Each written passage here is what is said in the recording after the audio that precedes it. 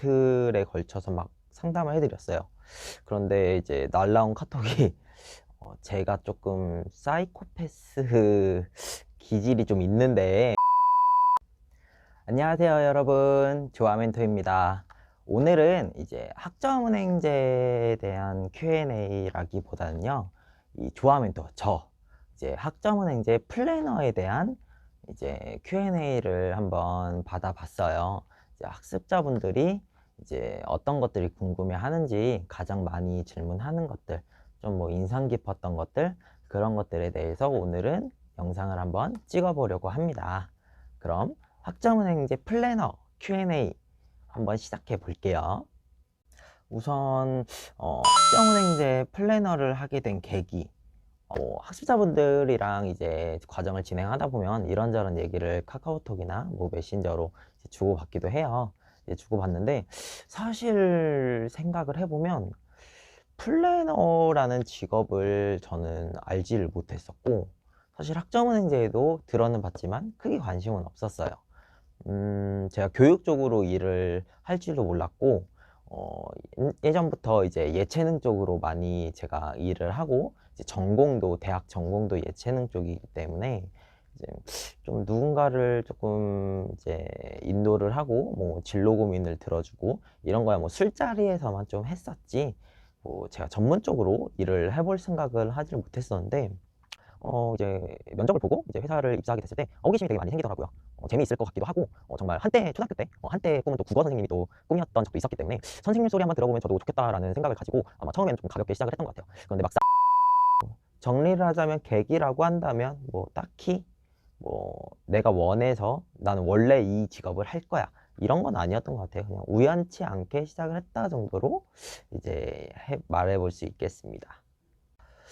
두 번째로는 이제 기억에 남는 학생이 있나요?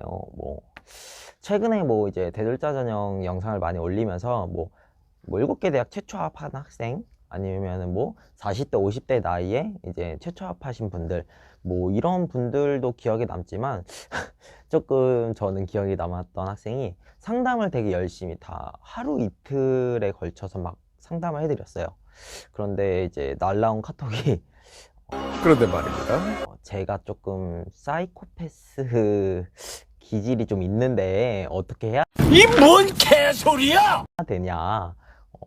왜냐면 또 제가 이제 그 상담심리 교육대학원을 조금 전문적으로 다루고 있다 보니까 교육대학원 합격생이나 지금 현재 진행을 하고 계시는 분들이 되게 많아요.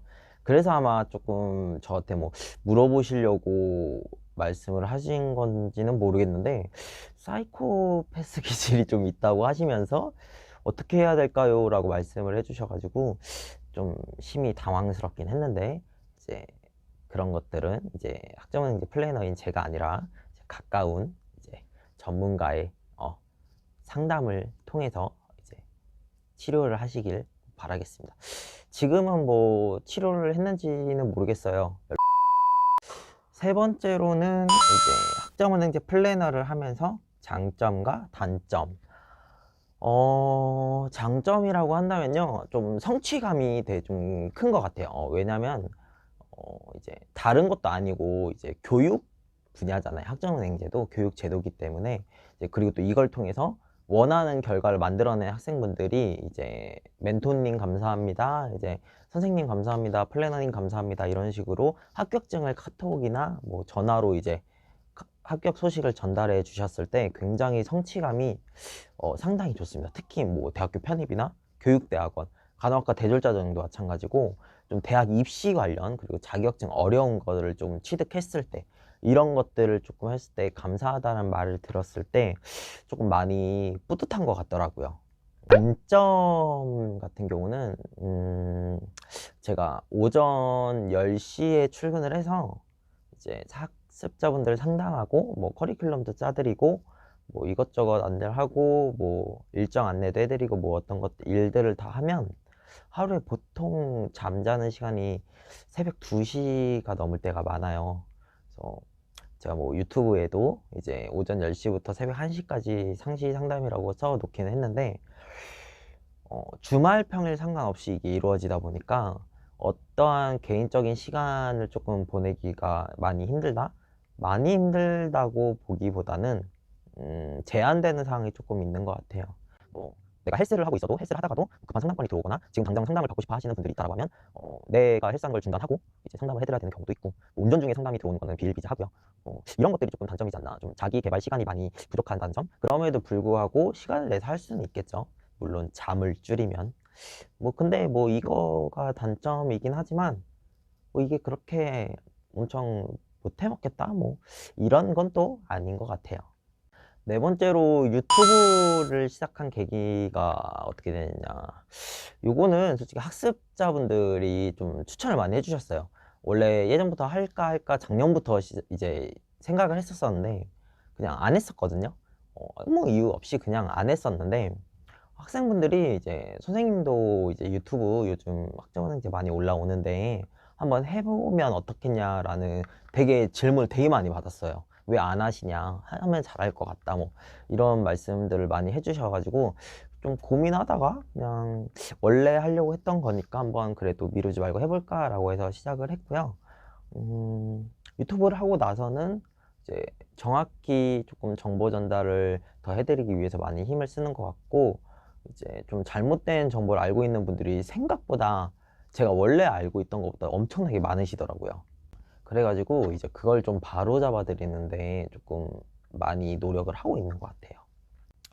다섯 번째, 선생님은 간호학과나 뭐 교육대학원 이런 학점은행제 과정에 대한 정보를 어디서 얻으시나요? 요건 조금 경험인 것 같아요. 이제 실질적으로 제가 이제 학점은행제를 이제 플래너로 이제 근무한 지가 이제 3년 차인데, 이제 3년 동안 이제 졸업하신 분들도 굉장히 많고 생각보다 지금 관리하고 있는 학생 수가 상상 이상으로 많습니다. 그래서 조금 경험이 많이 쌓인 것 같아요, 단기간에. 이런 과정에서 이런 것들이 어떤 것들이 이제 조금 효율적이고 이렇게 하면 조금 더 쉽고 이런 학생들이 있었고 어떠한 케이스들을 조금 많이 접하는 것도 있고요. 그로 인해서 이제 합격하신 분들도 많이 배출이 되고, 이제 물론 불합하신 분들도 있지만 불합하신 분들 또한 면접을 보고 오거나 뭐 필답고사를 보고 오거나 아니면 편입학원을 다니고 있는 분들이나 이런 분들이 많기 때문에 좀 그런 거를 일단 기반으로 이제 정보 전달을 정확하게, 작년에는 어떤 합격자들이 나왔고 이 합격자들은 어떻게 공부했고 이런 것들을 조금 전달 드리는 것 같고요. 와우. 나머지 뭐 저도 이제 완벽하게 모든 정보를 다 가지고 있지 않기 때문에 저도 정보를 수집하려고 되게 많이 합니다.